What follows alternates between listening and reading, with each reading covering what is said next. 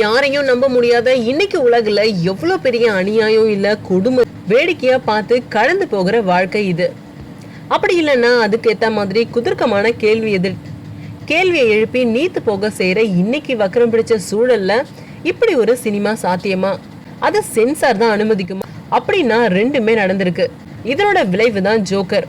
இந்த நாட்டுல வாழறதுதான் கஷ்டம்னு பார்த்தாக்கா பேல்றதும் கஷ்டமா போச்சே அப்படின்னு படத்துல ஒரு பாத்திரம் பேசுற வசனம் தான் படத்தோட மையக்கரு. டாய்லெட் கட்டுறதுல கூட எந்த அளவு கொள்ளை அடிக்கிறாங்க அதிகார வர்க்கமோ ஆள் வர்க்கமோ அப்படின்றது இத்தனை பட்டவர்த்தனமா இதுவரைக்கும் யாருமே காட்சிப்படுத்தது இல்ல. அப்படின்னும் இந்த படத்தோட ஒவ்வொரு காட்சியும் எங்களோட ஊரை சுத்திய 12 கிராமங்கள்ல நடந்த தொகுப்பு வீடு கட்டுதல், அம்மா வீடு கட்டுதல் மற்றும் இலவச கழிப்பிடம் கட்டுறதுல நடந்த கேவலங்களை கண் முன்னாடி வச்சிருக்கு.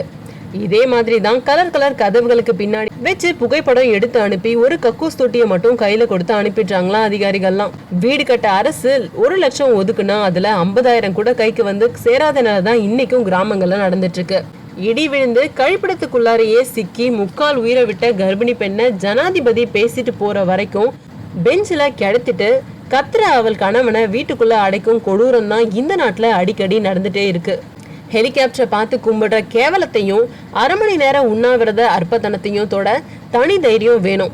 இந்த படத்தோட வசனங்கள் ஒன்னும் இந்த சமூகத்தோட அலட்சிய மனிதர்கள் மீதான சுளிர்.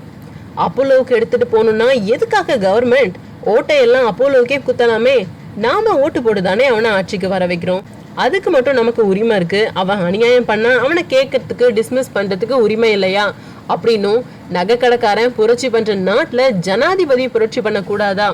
சகாய மாதிரி பண்ணுங்கன்னு தான் சொல்றோம். இந்த ஜனங்க இப்படிதான் கெட்டது பண்றவங்க பின்னாடிதான் போகும், கெட்டவங்களை தான் ஜெயிக்க வைக்கும், அபத்தங்களை தான் கொண்டாடும்.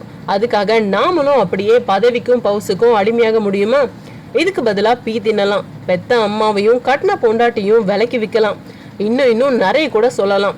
இன்னைக்கு சூழல்ல குறிப்பா சமூக வலைத்தளங்களால வக்ரம் சூழ்ந்த மனசோட இளைஞர்கள்லாம் தெரியுற இந்த சூழல்ல இந்த படம் கட்டாயம் ஒரு நல்ல விளைவை ஏற்படுத்தும் அப்படின்னு சொல்லியிருந்தாங்க. படத்துல நடிச்ச யாருமே நடிகர்களா தெரியல அப்படின்றதுதான் இந்த படத்தோட சிறப்பு தொகுப்பு கூட.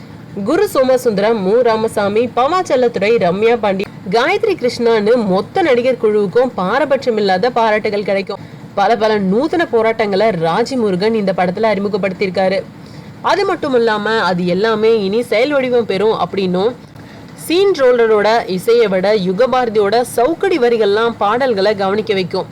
எடிட்டர் வேலுசாமி இன்னும் கொஞ்சம் ஷார்ப்பாக்கி இருக்கலாம் பின்பதி காட்சிகளை. செழியனோட ஒளிப்பதிவு தர்மபுரியோட வறண்ட கிராமங்களை அப்படியே அசலா காட்டியிருக்கு. ஏபிசின்னு ஏரியா பார்க்காம போய் சேர்க்கப்பட வேண்டிய படைப்பு இது.